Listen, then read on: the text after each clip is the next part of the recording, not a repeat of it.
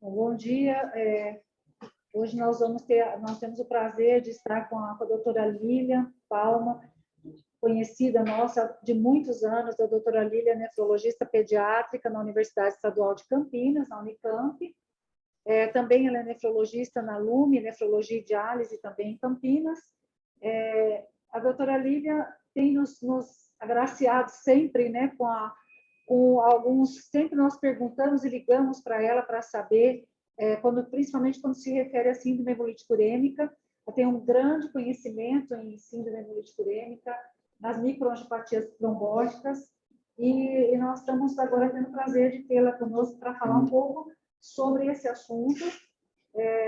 Mas a doutora Lília também é bastante engajada em participar conosco. Ela está com pesquisa clínica também, está à frente da membrana proliferativa, a doença de C3, né, glomerulopatia por C3. Então, a doutora Lília é sempre muito pesquisadora, várias publicações. Se vocês olharem o currículo dela, é muito mais amplo do que aquilo que ela modestamente quis que colocasse aqui na apresentação, né? Mas, doutora Lília, é um prazer recebê-la aqui conosco. Nós estamos aqui, os alunos, os preceptores, os residentes da clínica e da nefro. Então, muito obrigada. Agora a palavra é sua. Tá? Fica assim, a seu critério. Se quiser parando e discutindo, não tem problema. Né? Ou apresenta a sua aula, por favor. Obrigada. Eu que agradeço. Alice, é sempre um prazer estar aqui. Eu sinto falta de ir presencialmente, né? Quando a gente começou a nossa interação, eu ia até Rio Preto, e sempre foi um prazer para mim encontrar pessoalmente. Mas eu acho que também essa ferramenta online ajuda bastante, até porque facilita muito que a gente ganhe tempo, né? Então, isso eu já me coloco antecipadamente à disposição para discutir os casos de microangiopatia. Aí eu fiquei na dúvida entre duas aulas, né? Como a Alice falou, claro, na verdade eu estudo microangiopatia trombótica há muitos anos, por causa dos pacientes. Então, eu tive dúvida se eu trazia uma aula mais básica, que é uma aula de diagnóstico desde a emergência, que é uma coisa que, por incrível que pareça, eu ainda sinto uma dificuldade de entendimento da sala de emergência, que é onde esse paciente precisa ser reconhecido, ou se eu trazia uma aula um pouquinho mais aprofundada sobre o sistema complemento. As duas aulas têm a mesma duração, eu não costumo dar aulas longas, todas com cunho muito prático. E eu acabei optando pela segunda, eu vou apresentar aqui para vocês essa daqui. Os diapositivos estão em inglês, porque eu tenho dado aula na Índia, eu vou agora em dezembro dar aula, eu já dei aula no Americano de Nefro, eu já dei aula na Argentina, no Chile, então eu decidi fazer os diapositivos em inglês, porque eu acho que fica mais fácil aí, para que todo mundo compreenda. Se alguém tiver dificuldade, pode levantar a mão aqui, tá bom? Então, é o papel do complemento nas microangiopatias trombóticas e na síndrome hemolítica urêmica, no contexto de algumas situações que nós chamamos de gatilho, porque esse é o grande desafio. E é um pouco disso que eu quero falar com vocês. Então, eu sou speaker da Alexion já há muitos anos, e como a Alice disse, mais recentemente também envolvida com a glomerulopatia por C3, que é uma prima da síndrome hemolítica urêmica, também é uma doença do complemento com manifestação renal. Teria o maior prazer de conversar com vocês sobre essa doença também. É uma doença bastante desafiadora, com um tratamento que é um pouco diferente do que a gente tem para a hemolítica urêmica. Eu trago aqui para vocês, para começar, um caso. Esse caso foi descrito, é um caso do Rio de Janeiro, de uma moça de 18 anos, previamente rígida, que apresentou febre, um quadro geral. Foi feita uma hipótese diagnóstica de infecção de urina, iniciou cefalexina, ela não evoluiu bem, procurou pronto atendimento já num estado ruim, e nos exames notaram que ela tinha uma anemia, uma plaquetopenia, uma lesão renal aguda, necessitando de início imediato de hemodiálise. Então, um quadro, assim, bastante rápido, né, e grave. E o que chamava atenção, ela tinha um sedimento urinário com proteína e com hemoglobina, uma creatinina e ureia elevadas, tanto que ela iniciou a diálise, plaquetopenia de 50 mil, e veja, uma anemia muito pronunciada. Essa moça foi internada para investigar esse quadro. O que será que estava dando essa anemia, essa plaquetopenia, essa lesão renal? Então, a investigação já na ala mostrou um LDH bastante aumentado, o valor normal que era de 250, tinha um teste de pulmão direto que veio negativo. Esse teste é realizado no banco de sangue, porque ela precisou de sangue para transfundir por causa da anemia. E aí entra o critério que eu acho que eu falo, hoje de manhã eu estava no ambulatório com os internos, então os internos têm que fazer esse diagnóstico de microangiopatia trombótica, antigamente a gente chamava de CHU/PTT. O que é isso? É a tríade de anemia, plaquetopenia e lesão de algum órgão, sobretudo lesão renal. Então, quando você tem essa tríade, isso é caracterizado como uma microangiopatia trombótica. Mas é qualquer anemia? Não, é uma anemia com característica microangiopática. Então, normalmente é uma anemia de hemólise intravascular, então tem consumo de aptoglobina, elevação de LDH por isquemia tecidual e também por hemólise, com uma plaquetopenia e com lesão de algum órgão. Isso diferencia aquela anemia por falta de produção. Então, o apanágio disso é a presença de esquizócito em lâmina periférica, e eu vou mostrar por que eu tenho um esquema mostrando para vocês na fisiopatologia, por que o esquizócito aparece. Então, sempre ficar de olho, não só nos parâmetros, mas também na lâmina. Quando você faz essa chave, todos eles acontecendo ao mesmo tempo, aí nós temos que definir qual é a causa. E é aqui que é o grande problema do diagnóstico diferencial. Então, identificar a síndrome da microangiopatia trombótica é fácil, tem que ser feito à beira do leito, mas dizer qual que é a causa não é tão simples. Este diapositivo, esse diagrama, eu acho que ajuda a facilitar um pouco a ideia. E se vocês quiserem gravar só uma coisa dessa aula, grava esse diapositivo aqui, tá? Atividade de ADAM-TS13 menor do que 10%. O que é isso? ADAM-TS13 é uma enzima que cliva o fator de von Willebrand. Então, antigamente, que a gente chamava CHU/PTT, ninguém sabia da existência desta enzima. Com a descoberta, no início dos anos 2000, essa enzima funciona como uma tesoura para o fator de von Willebrand que está ancorado na célula endotelial. Então, toda lesão da célula endotelial, esse fator de von Willebrand desdobra e ele tem a função de fazer uma âncora para a plaqueta, para evitar a hemorragia. Para não formar um trombo, esta enzima cliva o fator e elimina aquele trombo. Então, não tem hemorragia, mas também não tem trombose. A deficiência severa dessa enzima, ou por autoanticorpo, ou mais raramente por deficiência genética, leva ao que a gente chama de PTT, púrpura trombocitopênica trombótica. Então, a PTT é caracterizada por uma deficiência severa dessa enzima. Nem todos os locais conseguem determinar a dosagem da atividade dessa enzima, mas à beira do leito nós temos um exame, uma forma de ter uma alta presunção clínica, que é a plaquetopenia muito acentuada, menor do que 30.000, com pouco envolvimento renal. Então, quando tem uma assincronia da plaquetopenia com o rim, normalmente isto é PTT. E qual que é a importância de fazer essa suspeita clínica na beira do leito? O tratamento que vai salvar a vida desses pacientes é plasmaférese. Se não existe plasmaférese, infunde plasma. Tem que ser feito nas primeiras 6 a 8 horas depois da suspeita diagnóstica.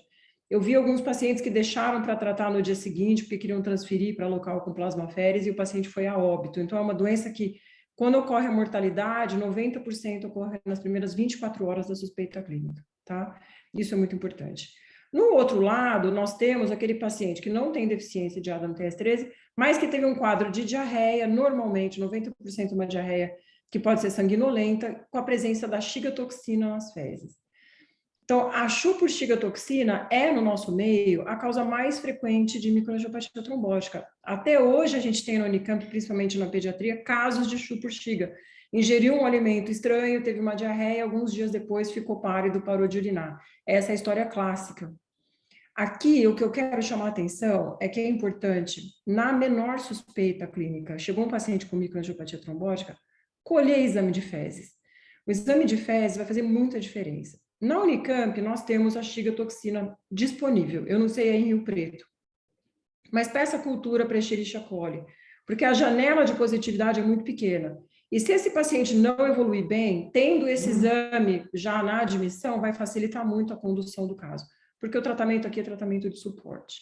Então, aqui é plasma, aqui é suporte, sobrou um grande grupo. Este grande grupo é o que eu chamo de caos diagnóstico. E é para isso aqui que me acionam, e é isso que eu quero conversar um pouco com vocês. Essa moça chegou com essa microangiopatia trombótica, mas ela tinha também algumas coisas que chamavam atenção.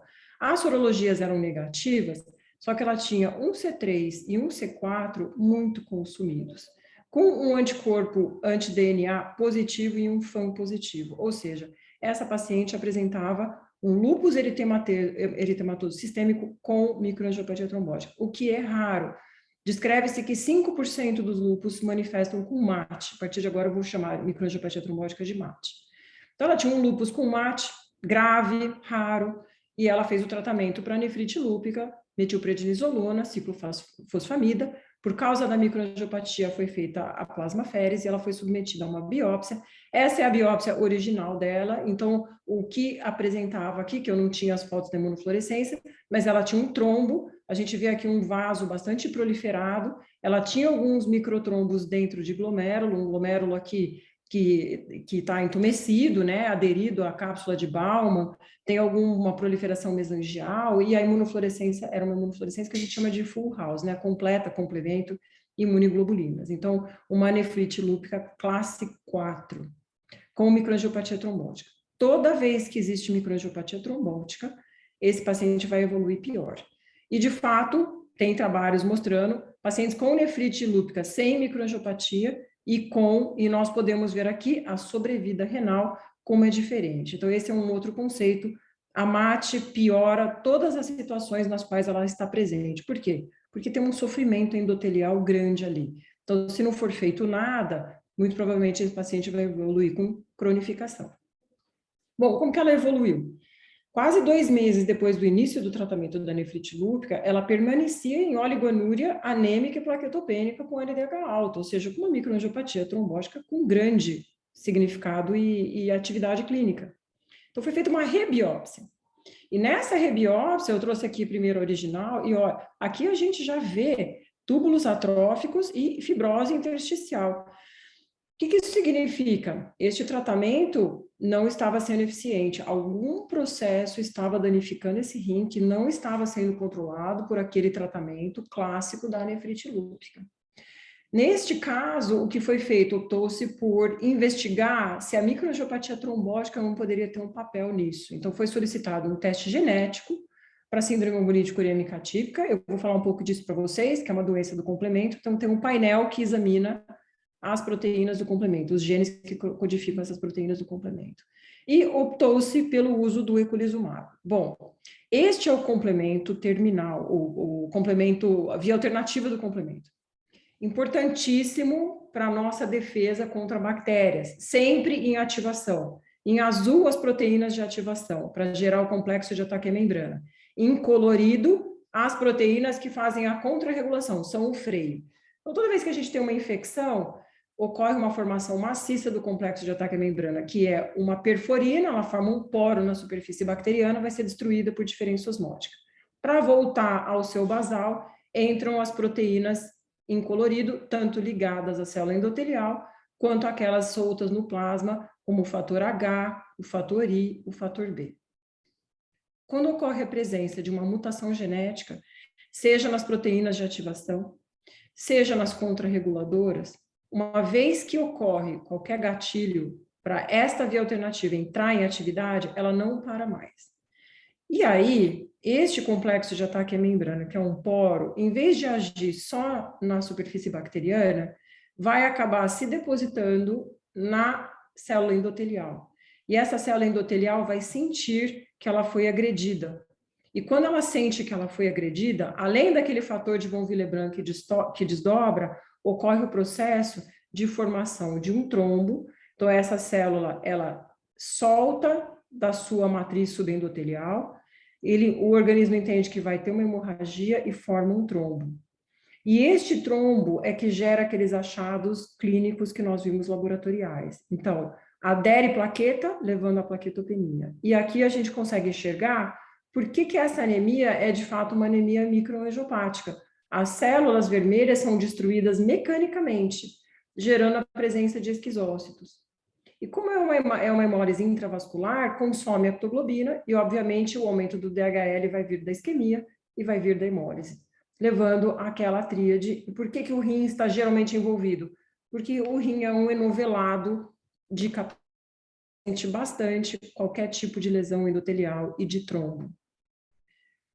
Existe na microangiopatia trombótica decorrente do distúrbio do complemento, que nós chamamos de CHU atípica. Então, CHU atípica é a definição da síndrome hemolítica urêmica causada por desbalanço do complemento.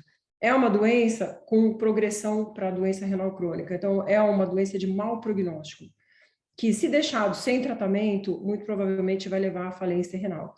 O grande problema é que ela recidiva, então eu falo, CHU atípica, quando você tem dúvida, você espera o paciente estar bem, porque ela sempre volta. Então, em algum momento, se for CHU atípica, isso aí vai voltar. Mas o pior é que ela pode voltar após o transplante renal, porque a doença é uma doença sistêmica.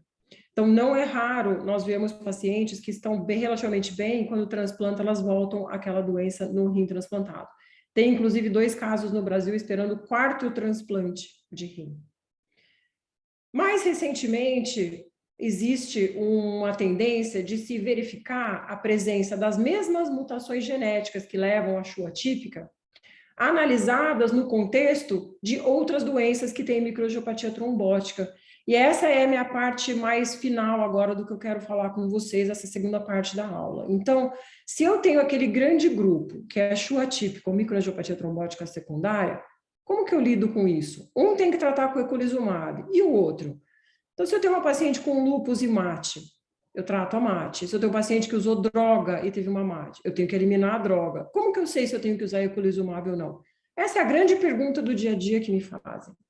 Então, cada vez mais as pessoas estão estudando se existe um substrato genético para estas microangiopatias trombóticas secundárias.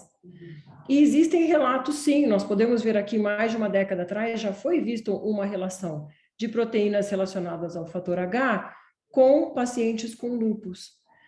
Existe uma revisão do grupo da Itália que estuda muito CHU atípica e eles viram que, aqui, olha, veja, até a nefropatia por IgA, que a gente pode conversar também, tem toda uma linha de complemento IgA. Mas vejam na nefrite lúpica, a presença de algumas alterações naqueles genes da via do complemento associados com a nefrite lúpica.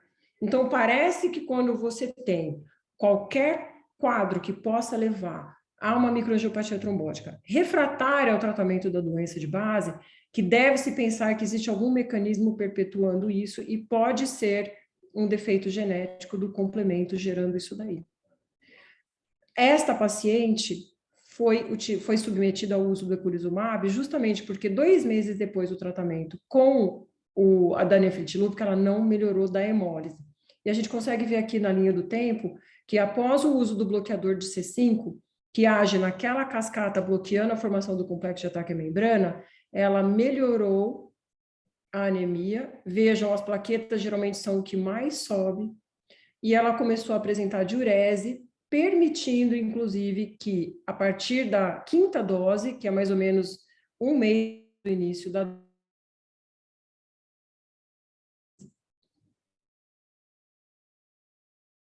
quando a gente discussão desse bloquear complemento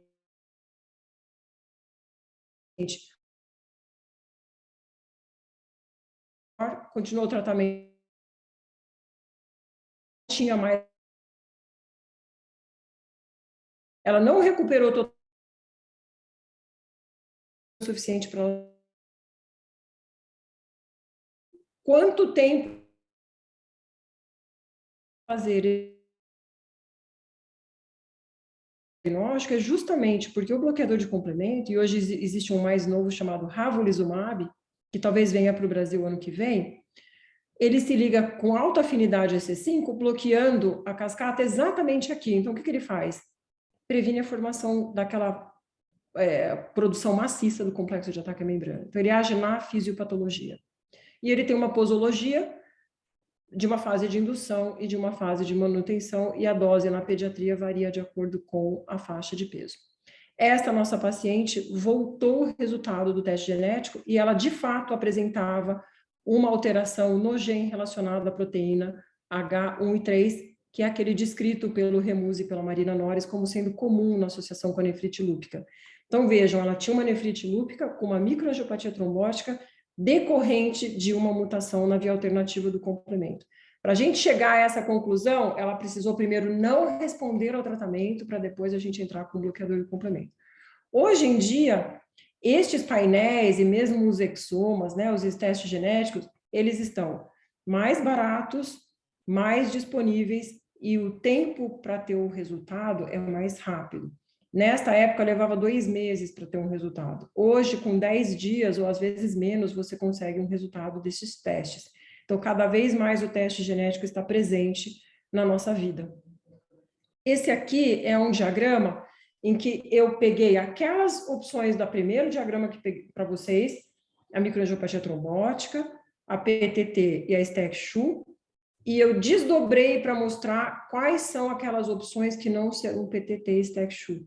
Então, estas causas associadas à gravidez, a transplante, cada uma por si merece uma aula, né, de tamanha complexidade, mas infecção, transplante de medula óssea, drogas, aqui esse caso que eu discuti com vocês, doença autoimune. Lembrando que na linha achurada, todas podem estar associadas, chama de CHU atípica primária, que é aquela decorrente da alteração da via alternativa do complemento. Será que existe uma forma mais rápida de eu fazer esse diagnóstico, uma vez que eu tenho um tratamento? Olha o tempo que demorou para fazer o diagnóstico nessa moça. E assim tem outros casos também. Tem um caso de 2 irmãos no Maranhão. Um deles, o menino, apresentou uma microangiopatia trombótica na infecção por dengue. 4 meses depois, ele mantinha hemólise e plaquetopenia, suspeitaram de CHU atípica, começaram eculizumab, ele respondeu, mas ficou renal crônico sem diálise. Fez um teste genético e veio positivo para CHU, manteve eculizumab. 1 mês depois, o irmão teve um quadro idêntico, deflagrado por chikungunya. Então, como o irmão mais velho já tinha o diagnóstico, o mais novo começou o tratamento mais precoce e o mais novo salvou a função renal. Então, será que a gente consegue, sem ter história familiar, chegar nesse diagnóstico mais rapidamente? Porque isso é o que a gente quer fazer. Então, não tem muita novidade em relação a isso ainda, mas eu vou mostrar para vocês aqui o que pode ser promissor. A biópsia renal não ajuda muito, porque não existe nenhum dado patognomônico da CHU atípica. Eu trouxe várias causas aqui de doenças que podem cursar com microangiopatia trombótica, um caso de lúpus como o que a gente acabou de ver, eclâmpsia, a CHU atípica, a CHU típica, rejeição mediada por anticorpo, e o microtrombo é igual em todos. Então, ter microtrombo, ter trombo em arteríola, não é patognomônico de nenhuma destas doenças. Será que a imunofluorescência ajuda? Então, existe grupo que foi lá avaliar a presença de C5b9, que é o complexo de ataque à membrana. Será que isso aí é sensível e específico para a CHU atípica? O complexo de ataque à membrana ali depositado na biópsia? Então, não é específico. Vamos ver que existe ele na CHU atípica recorrente, mas também em casos de toxicidade por droga, em caso de rejeição, ou seja, não é um achado específico de CHU atípica, mas ele mostra, sim, que tem complemento ativado, e esse complemento está sendo depositado na célula endotelial. Então, talvez isso, independente da causa, seja um bom marcador para nós, para saber, talvez esse paciente se beneficie de bloqueador de complemento, por quê? Ele tem depósito de complexo de ataque à membrana que está lesando essa célula endotelial. Um dado diagnóstico que eu, particularmente, no começo coloquei bastante esperança e realmente é o que nos ajuda quando vem positivo, é o teste genético. Então, eu acabei de falar para vocês, normalmente a gente usava um painel de 13, 15, 6 genes, cada laboratório tem o seu número de genes aí da via alternativa do complemento, e aí vieram os dados desse registro global de CHUA com mais de 800 pacientes do mundo todo, e o que nós pudemos aprender com este trabalho é que quase metade dos pacientes, embora tenham CHUA, não tem alguma mutação detectada nos genes da via alternativa. E nem no exoma apareceram genes novos. Tem um ou outro gene da coagulação, um ou outro gene do complemento, mas nenhuma grande novidade para poder justificar. Então, como que a gente pode explicar, né, esse paciente? Então, isso ainda é uma incógnita, e isso está sendo estudado por alguns grupos de genética no mundo, como que esse paciente tem uma alteração para a qual você excluiu todo o restante, e mesmo assim você não consegue achar um teste genético. Mas o que é importante aqui? Se vier um teste genético negativo, isso não afasta. Só que isso tem um impacto sobre o transplante de rim. Então, a gente já sabe que pacientes com genética negativa não recorrem após o transplante de rim. Então, este paciente talvez não precise de bloqueador de complemento profilático no transplante renal, tem genética positiva, tá? No mundo, eu tentei fazer uma compilação das grandes grupos que descreveram a positividade da genética. A gente usa as grandes bases americana, europeia, em torno aí de 50%, 60%. É um pouco mais alto no Japão, talvez por uma similaridade genética maior, é um pouco menor na Índia. Na Índia, eles usaram parâmetros muito restritos para chamar de patogênico. Na América Latina, nós não sabíamos isso. E aí veio o trabalho do Registro Brasileiro de Chua, que saiu esse ano. É um esforço do Condoro, o Comitê de Doenças Raras da Sociedade Brasileira de Nefrologia, e nós vimos que em 75 pacientes, 60% tem uma variante patogênica, principalmente na proteína do fator H, que é aquela mais importante, mas também nesta proteína que eu mostrei para vocês que aquela paciente com lúpus tinha. Então, na nossa população, é um pouco diferente dos registros europeus e norte-americanos, que tem uma gama maior de diversidade aí de alterações genéticas. Esse aqui é só aquele trabalho que tentou esticar um pouco, acrescentar e investigar o exoma todo, os 20 mil genes, e eles não acharam grandes novidades em relação ao que a gente já conhece daqueles genes da via alternativa do complemento. Agora, existem testes funcionais, e aqui eu queria só terminar dizendo que, na minha opinião, este sim é um dos exames que eu acho que é promissor para a gente usar na beira do leito, não exatamente esse teste, que é uma cultura de célula endotelial, sobre o qual colocaram soro dos pacientes para detectar o depósito de complexo de ataque à membrana. Neste trabalho, eles viram que os pacientes, mesmo que não estejam hemolizando, depositam muito mais complexo de ataque à membrana do que o controle normal, e isso independe de ter ou não ter mutação. Mesmo aquele paciente com Chua atípica para o qual você não achou um achado genético, ele deposita complexo de ataque à membrana muito mais potentemente do que os voluntários normais, que são essa areazinha achurada aqui. Só que esse é um exame de difícil reprodutibilidade. Então, só mais um grupo no mundo conseguiu fazer isso, que é o grupo espanhol, e eles viram que isso também acontece nas MAT secundárias. Então, independente de você chamar de Chua atípica, de MAT secundária, seja de hipertensão maligna, doença autoimune, parece que o mais importante é você tentar achar um exame que consiga mostrar que esse complemento está ativado. Estes trabalhos falam um pouco da fisiopatologia, porque eles reproduzem in vitro aquilo que acontece no nosso corpo.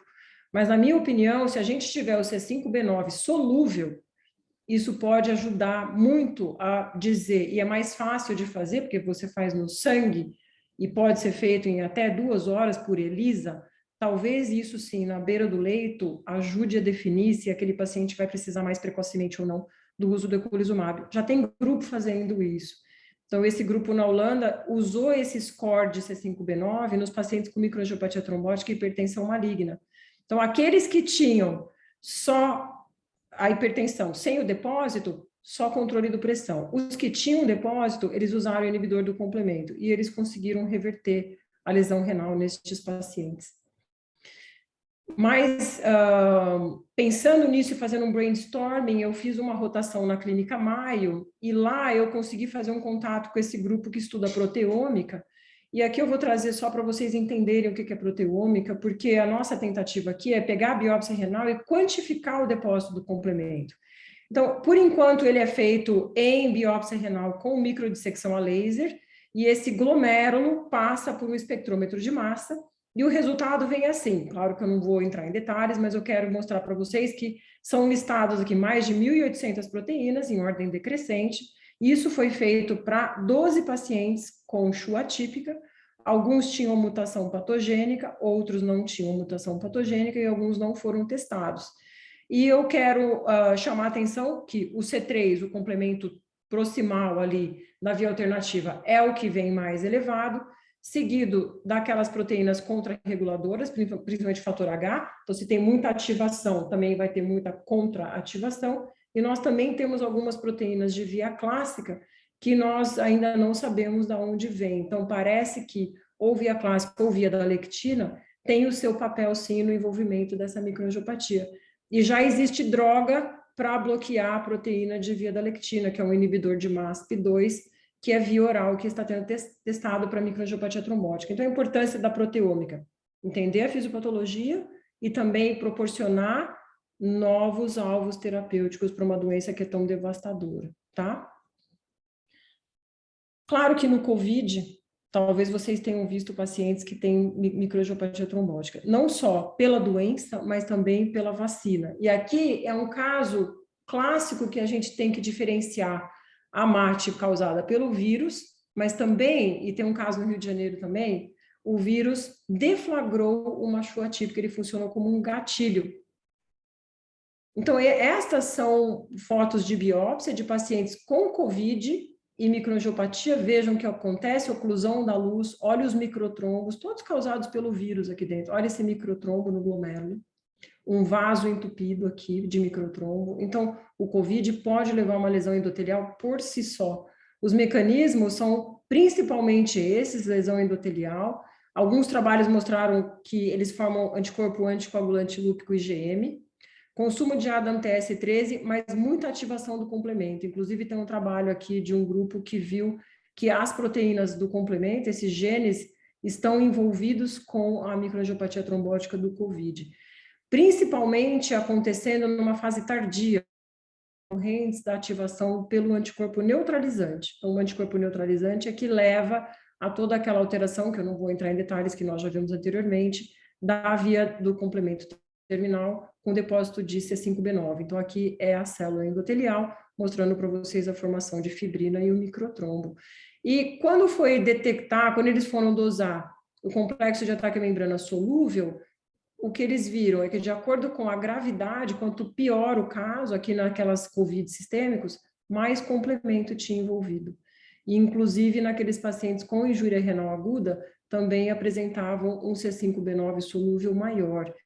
Então, na minha opinião, este sim é um marcador para nós de sofrimento endotelial, que muito provavelmente, num futuro próximo, a gente vai ter à beira do leito para ajudar a definir se nós vamos tratar ou não. Então, baseado nisso que eu falei para vocês, é que existe aqui um algoritmo de estudos que estão ainda em andamento de tratamento, inclusive com bloqueio de complemento nos pacientes com COVID grave.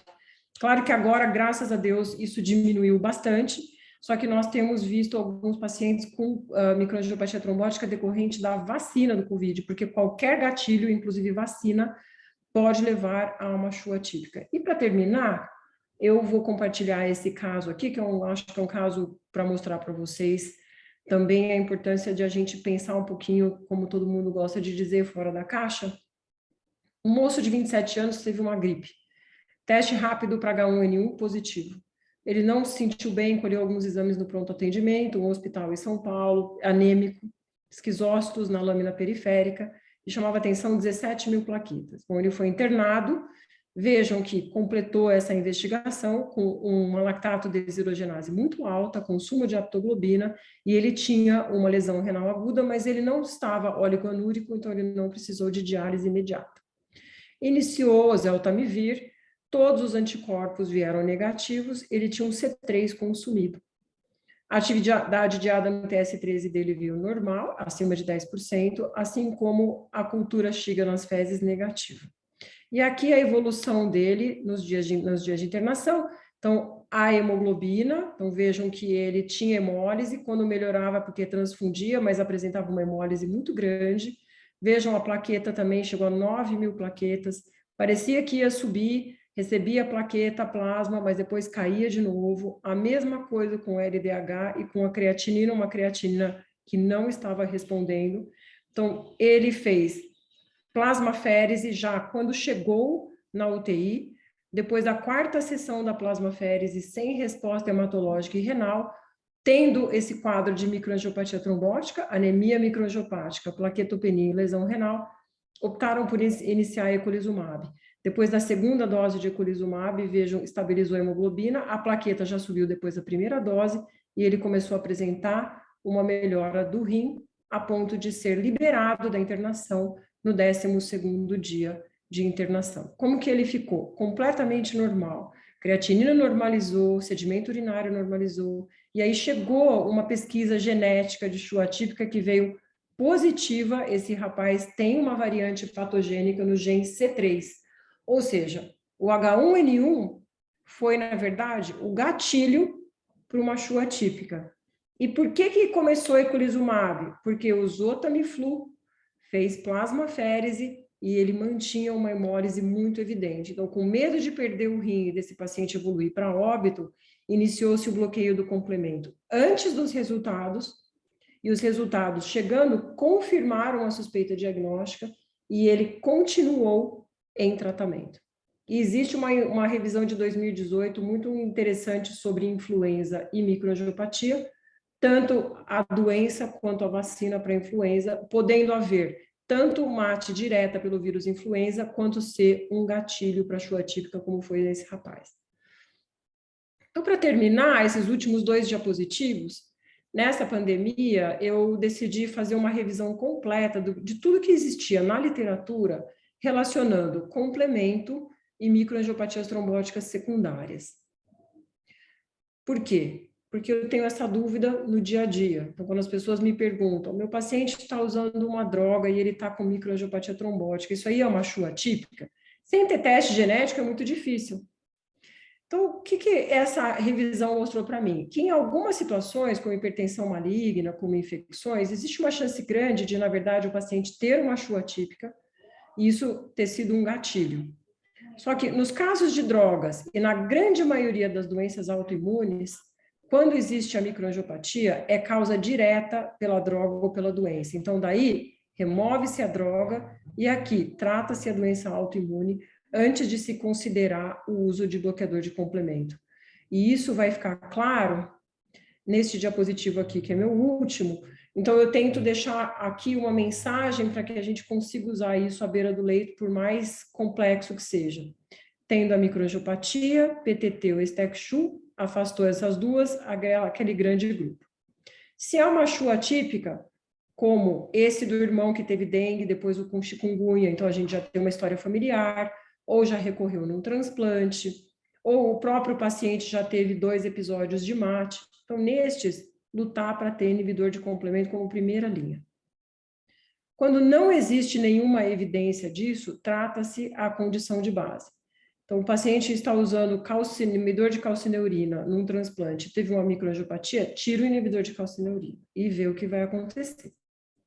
Então, essa é a mensagem. Agora, se esse caso for refratário, ou se eu tiver qualquer evidência de complemento envolvido, e aqui é que vai entrar aquele teste solúvel do C5b9, aí lutar para iniciar o inibidor do complemento. Por quê?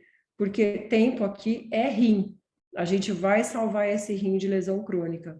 Vejam que o rapaz que eu apresentei o segundo caso, que foi uma mate pós-influenza, os médicos já tinham grande experiência com Chu atípica e eles conseguiram usar eculizumab precocemente e salvou o rim. A moça que tinha mate com a nefrite lúpica demorou muito para se chegar à conclusão que a nefrite não estava respondendo ao tratamento. E na hora que usou o bloqueador do complemento, ela não conseguiu mais recuperar a função renal. E qual que é a nossa meta? Nossa meta é fazer com que esse diagnóstico seja feito para que este paciente não vá para transplante. Porque quando ele chega para transplantar, muitas vezes perde-se a história prévia e a gente vai descobrir a doença pela recorrência no rim transplantado, que muitas vezes não dá tempo de salvar. Eu quero terminar agradecendo aqui o grupo, nós estamos juntos há uma década, é um grupo de consultores, nós começamos como consultores para a Alexion para discutir casos de microangiopatia trombótica, essa fase já passou, mas a gente continua no empenho, cada um dentro do seu estado. Esse grupo da Clínica Maio, que eu estou e continuo trabalhando na proteômica, e algumas pessoas que foram extremamente importantes aqui na minha formação. Sempre lembrar o Dr. Stanley Araújo, né, patologista que ajuda bastante aí com tudo que precisa, e ele faz dosagem de C5b9 nas biópsias renais, o que muitas vezes nos ajuda a tomar conduta. E também ao Condora, eu sou da Sociedade Brasileira de Nefrologia, mas eu sou uma apoiadora do Condora, mas eu acho que as iniciativas que eles têm dos registros são extremamente importantes. Já existe o registro de Chua, caso vocês tenham algum paciente, eu os convido a colocar no registro de Chua, e agora vai ter o registro da glomerulopatia por C3, como a Alice disse, como é uma doença que é a mesma fisiopatologia da Chua, só que não acontece na intimidade do endotélio, ela acontece na membrana do glomérulo, então ela dá um duplo contorno de membrana, daí o padrão membrano proliferativo. mas também é uma disfunção do complemento terminal. Só que diferente da Showa típica, você não precisa bloquear a formação do complexo de ataque à membrana. Você tem que bloquear o C3. Então, existem drogas inibindo o C3 sendo testadas, inclusive no Brasil. E é isso, Alice e turma.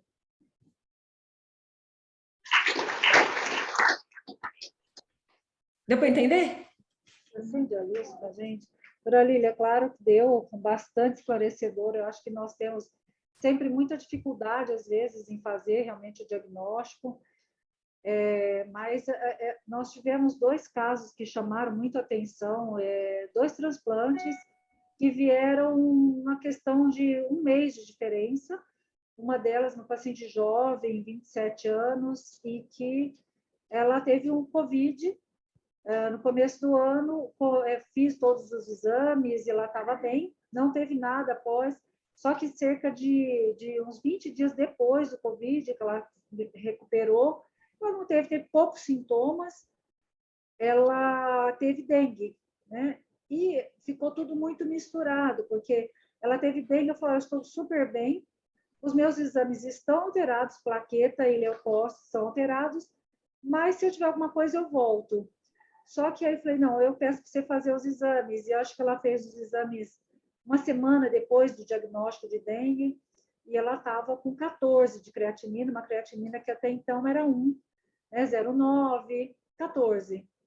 E ela vem para cá, necessitou inclusive de transfusão, porque ela fez um quadro clínico típico de MAT, né? Ela fez, mas pela biópsia realmente eu não consegui fechar como, porque não tinha, você não visualizava, e pelo contrário, ela fez um quadro de pielonefrite associada. Perdeu o rim, voltou para a diálise, a doença de base dela era uma possível glomerulonefrite crônica, né? Então ela ficou realmente sem diagnóstico, não conseguimos fazer nada por esse rim. Ela já chegou 14, está dialisando até hoje. E nós tivemos outra, né, Mário, que teve também Covid, um tempo depois ela teve dengue e evoluiu com um quadro bastante clínico característico. Mas também nós... Olha que interessante. Eu nem sabia disso quando eu coloquei o Covid nessa aula, hein? Porque eu ainda, no começo, eu perguntei para a Alice, vocês vão apresentar algum caso para a gente? Não, né? Você dá a sua aula, né? A gente não tinha alinhado nada disso. Mas para você ver a importância. Então, olha, você não acha? Eu acho que é muita coincidência 2 Covids com 2 dengues, né? Muito provavelmente essa paciente se sentiu mal, foi num PA. A dengue veio positivo o teste? Ou foi presumido? Os 2 casos. Os 2 casos vieram positivos o teste de dengue? Os 2 casos, sim. Porque normalmente o que acontece, como eles fazem plaquetopenia e estão se sentindo mal, então eles vão às vezes na UPA, colhe o hemograma, plaquetopenia, você está com dengue. Então eu tenho paciente com Shua que falou, eu tive 7 vezes dengue, na verdade era plaquetopenia da Shua, né? Então é uma coisa que a gente tem que diferenciar. Mas veja, 20 dias depois, coincide com o que eu falei para vocês, o que causa MAT do COVID é o anticorpo neutralizante. Agora, normalmente, esses pacientes recuperam o rim depois que melhora a COVID. Neste caso, a transplantada renal, que evoluiu com essa creatinina de 14, evoluiu para perda do enxerto renal, tendo uma glomerulonefrite crônica como doença de base, para o próximo transplante agora, necessariamente precisa de teste genético, essas 2 pacientes. Porque se elas tiverem genética positiva, tem que fazer profilaxia com eculizumab, senão elas vão perder o segundo enxerto, entendeu? Sim, sim. Tá? O drama é conseguir o teste genético, que a gente é de serviço público, muitas vezes não tem verba, a família às vezes não consegue arcar, é um exame que não é tão barato, embora tenha barateado bastante, não é tão barato, mas nessa situação tem uma notícia boa. A Alexion voltou a ter o programa complementar, oferecendo Adam TS13 e genética somente para os casos pré-transplante. Excelente. Tá? Porque perder o enxerto renal é uma catástrofe. De uma doença que é previsível e que tem tratamento, não tenho nem o que dizer. Então, nessa situação, a Alexion permite e está fornecendo o teste genético. Eu não sei se você estava sabendo disso. Não. E eu também não sabia desses casos, mas depois eu te passo o contato da diretora médica, para poder fazer a solicitação. Eu não transplantaria esses pacientes sem ter o teste genético deles, porque se vier positivo, eles têm que fazer, entrar com o eculizumab, tá? Vamos pedir para as duas. A gente tem um empenho na sociedade agora para fazer o consenso de Shua, né? Quem sabe? Quer fazer uma pergunta? Tem o nosso residente vai fazer uma pergunta aqui. Tá. Oi, doutora, bom dia. Bom dia, tudo bem? Na verdade, eu tenho duas dúvidas.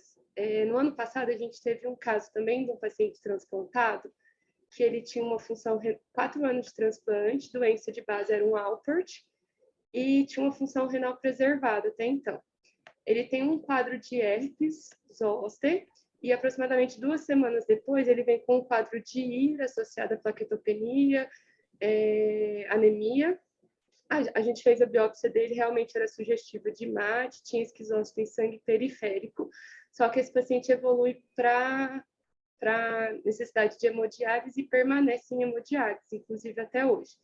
A primeira pergunta é se a senhora tem, na sua prática, visto associação com herpes também, para ver se a gente poderia associar com uma causa secundária na parte das infecciosas. E a segunda é até quanto tempo a gente pode usar o eculizumab, já que é uma droga que a gente tem dificuldade para conseguir e a gente acaba demorando ter o diagnóstico também, porque a gente tem dificuldade para fazer o Adams 13 e até fechar tudo certinho, fica aí nessa dúvida. Se teria um tempo limite da gente fazer o eculizumab. Tá. O tempo limite não tem, porque existem relatos na literatura, inclusive na corte que o nosso grupo publicou, de paciente até 1 ano depois que conseguiu sair da diálise, né? Lembrando que muitas vezes a MAT não é só no rim, você tem manifestação extra-renal também. Às vezes hipertensão acelerada, às vezes é um paciente que tem uma hemólise subclínica. Então, o eculizumab, ele visa, claro, resgatar o rim, mas ele também tem um efeito extra-renal importante. A gente pode discutir depois como fazer para avaliar isso com um pouco mais de segurança, né? Agora, também é um paciente que, primeiro que a associação de síndrome de Alport com síndrome hemolítica urêmica é muito rara. Então, eu acho que é importante perguntar se os pais são consanguíneos, primeiro. E segundo, também, tendo uma microangiopatia trombótica, mesmo que deflagrada por um herpes, que pode causar, todas as infecções virais virtualmente podem levar a microangiopatia trombótica por lesão endotelial direta, tá? É importante fazer o teste genético, porque é a única coisa que nós temos hoje para diferenciar uma coisa da outra. Como ele vai para um novo transplante, é super importante ter o teste genético para ele também. E aí eu acho que dá para entrar nesse programa de fazer via Alexion, porque ele é pré-transplante, tá? Obrigada, doutora. Imagina. Lembrando que às vezes faz anticorpo antimembrana basal no pós-transplante, né? Nossa, excelente, Lila. Acho que nós já temos uma fila aqui para fazer Tem agora. fila! Exatamente. Eu tenho esperança, porque vocês sabem que o eculizumab ele foi incorporado pela Conitec para hemoglobinúria paroxística noturna. Esse ano, a incorporação. Inclusive, está saindo o PCDT. E não foi incorporado para a Shua típica. Apesar da gente ter feito via SBN um dossiê de 40 páginas.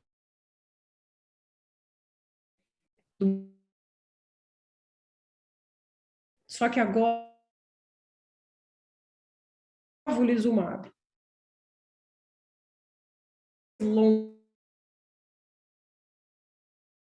8 semanas. A vida sobe desse novo, né? Tenho para que ela fique. Claro que não vai ser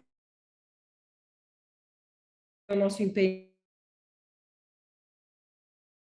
da SBN, ele já pode servir como uma base para o PCDT, para que a gente tenha aí mais facilmente um bloqueador de C5 para essas doenças que são tão devastadoras, né?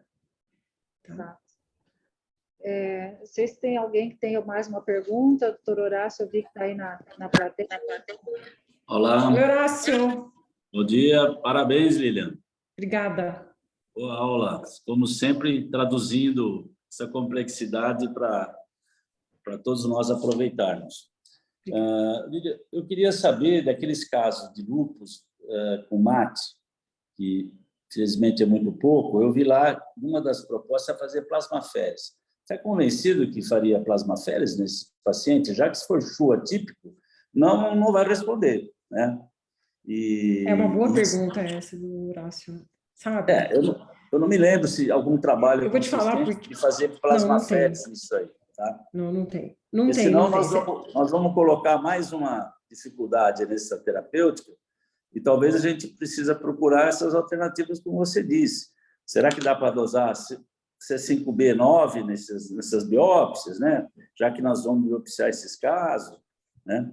E já também que o teste genético vai pegar 40% só, né? Na experiência. Então, nós vamos ficar ali nessa linha aí, né? Até ter um marcador de falar, olha, está associado ao lúpus. Chega já o que nós já sofremos com os lúpus, né? Se vier mais por baixo isso aí, né? Então, como é que você vê essa encruzilhada aí? Se a gente faria mesmo plasmaférese, né? E uma última consideração só, é muito estranho, né, não liberar para a CHUA, que tem 75 casos nesse estudo brasileiro, né? 75 casos. Eu não sei quantos tem de hemoglobina paroxística noturna, né? Mas 75 casos no registro de CHUA, então, né? Mas tem muito mais, né? Não, no deve ter registro de muito CHUA mais. são 75. Sim, mas no já Brasil tinham mais de 300. Sim, mas já daria para substanciar bem isso aí, isso que eu estou falando, né? Tá bom, então são essas duas coisas. Tá. Não, essa parte da Conitec eu não consigo responder, porque eu também fiquei muito frustrada. Tá? Agora, sobre a plasmaférese, o doutor Horácio tem razão. Por que vai fazer plasmaférese numa doença que é uma doença do endotélio? Então, na verdade, no lúpus, ela tem a ideia é remover autoanticorpo que talvez possa estar causando a lesão endotelial. Esta é uma das premissas.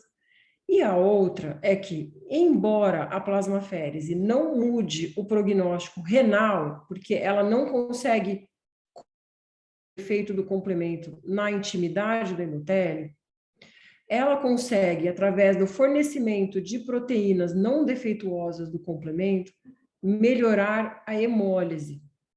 E eu arrisco dizer que a plasmaférese pode salvar a vida do paciente quando ela diminui o componente hemolítico. Ela não é um tratamento definitivo, mas consegue fazer com que você ganhe um certo tempo de esfriamento da parte hematológica até que você consiga o bloqueador do complemento. Tem um caso de uma jovem de 16 anos do interior paulista que eu estou discutindo agora, que ela continua em diálise, mas com a plasmaférese as plaquetas sobem e o DHL cai. Claro que é um tratamento difícil, é um tratamento que pode ter risco de reação alérgica muito grave, mas é o que temos por enquanto, até que a gente consiga ter disponível bloqueador de complemento para uso aí na prateleira, como existe nos Estados Unidos, por exemplo, tá? Não para uso indiscriminado, mas para um uso baseado numa racionalidade, que é o que eu tentei trazer para vocês aqui. Não sei se eu respondi, doutor Horácio. Respondeu, muito obrigado. Um abraço, Lília. Abraço. Então, Lília, mais uma vez, muito obrigada. Muito obrigada pela sua participação, sempre muito esclarecedora. Eu vou esperar você me mandar o contato, por favor. Eu acho que nós precisamos muito.